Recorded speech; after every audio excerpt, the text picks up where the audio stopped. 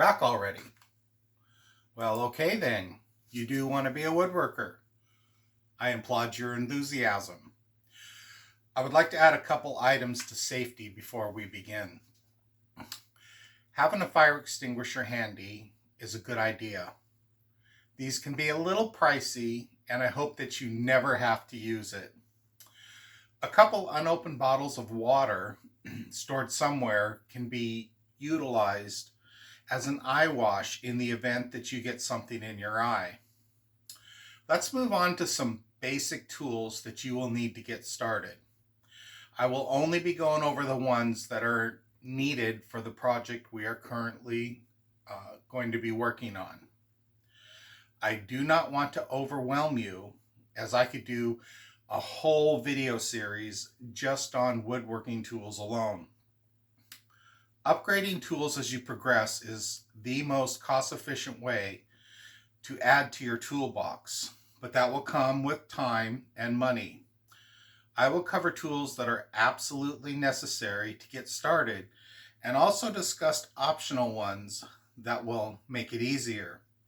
Some of these you may already have, that's great, while others you may have to purchase. There are some less expensive ways to get them.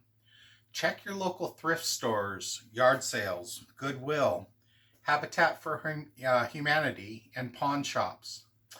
I've even seen them listed in the marketplace and buy-sell trade groups on Facebook. I'm trying to keep the cost down just in case you decide that this hobby just isn't for you. All of these items I will link in the description as well as on my website. Let's talk about tools. A good 16 to 25 tape measure is more than adequate. You will go through a lot of pencils. If you want to impress your friends and use the official carpenter's pencils, that's fine. I prefer just a normal pencil. I get these at Home Depot in a 15 pack, and I also use an electric sharpener.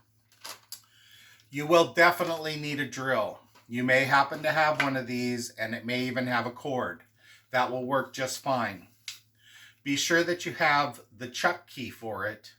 A chuck key is an item that is inserted into the chuck to loosen it to remove the bits, and then used to tighten the chuck when the new drill bit is inserted into the drill. The newer cordless drills have keyless chucks, so bits can be removed by simply firmly grasping the chuck and putting the drill in reverse to loosen it. Then firmly grasping the chuck and putting the drill in forward to tighten it. Over time, I've accumulated 5 drills to hold different bits. While it has become a time saver to be able to switch out bits on the fly, it starts to get a little annoying when your project is using 3 different bits and you have to constantly change them out. But for now, a 1/2-inch drill is all you need. The 1/2 inch signifies that the drill can accept shanks up to a 1/2 inch on the chuck. Pick up a set of 1/2 inch drill bits to use in our drill. Let's add a multi-bit screwdriver. Combine that with the extension, and now we can use all the bits that come with our screwdriver in our drill. We are definitely going to need a saw. I know this one isn't much to look at. To be honest, I actually had to find this one in my shop just so I had one to show you. I haven't used a handsaw in years, but if you are on a budget and need a saw, a handsaw is less expensive than a circular saw and will get you started. But if you can afford it, I linked a combo set that will get you a cordless drill and a circular saw for just under $100. Grab a combination square. This square will have multiple uses, which I will show you as we progress. A multi-pack of sandpaper. There are many different grits when it comes to sandpaper. The lower the number of grit, the rougher the sandpaper is. To put it into perspective, a 60 grit is like walking on Legos with bare feet, whereas a 220 grit is like walking on a smooth sandy beach. The grits that I use the most are 80, 120, and 150. I have an 80 grit on my orbital sander, and I use the 120 and 150 on my palm sander.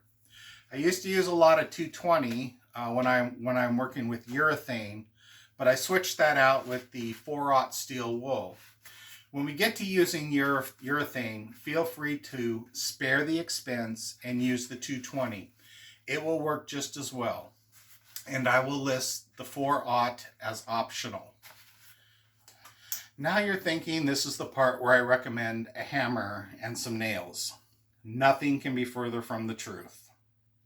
Your days at the Saturday Kids Clinic hammering those tiny tack nails in to hold those kit projects together are over. This is not to say, however, that we will not use nails, but it's time we graduated to screws. And these are the two that you will need to become familiar with. The first one is the T25, and it looks like a 6-point star. This one will be our common use for wood screw. The second one is an S2, and it looks like a square. We will be using a lot of these when we start using pocket screws on our projects. Having a dry erase board is a great idea. There will be times that you will need to do a quick calculation on something.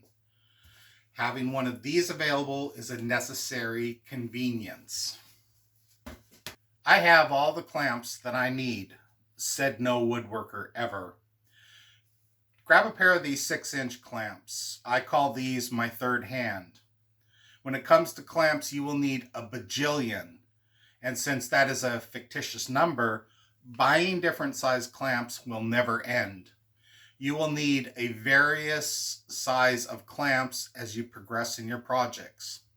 They are not only used to hold glued wood together while it dries, but they are also very useful for holding wood down while you cut it. Just a couple small examples of what they can be used for. They have hundreds of uses. I have no sponsorship, but the ones that I am recommending are an excellent line of clamps. I hope I didn't overwhelm you with information, because I know we covered a lot of ground here. Feel free to ask questions in the comments section, and I will answer them as quickly as I can. I will remove any negative comments.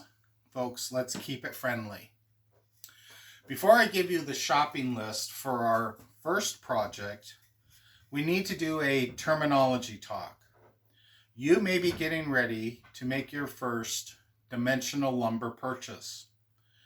With that being said, you will need to know the difference between nominal versus actual.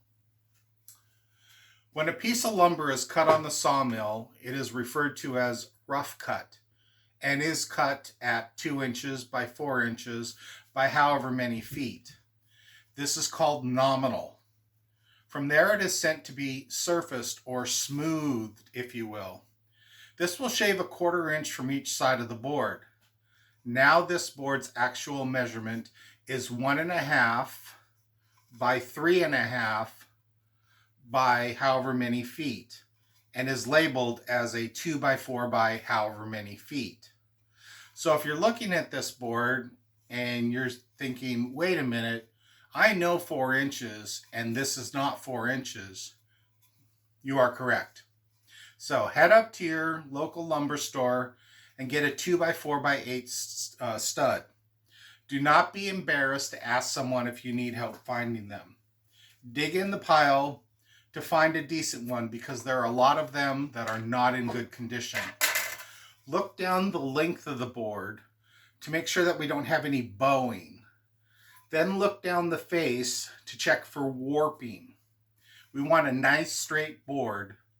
If you don't have a truck to transport a 8-foot piece of lumber home, that's okay. Find an associate and ask them to cut it in half. So you will actually have two 2 by 4 by 4 pieces of lumber.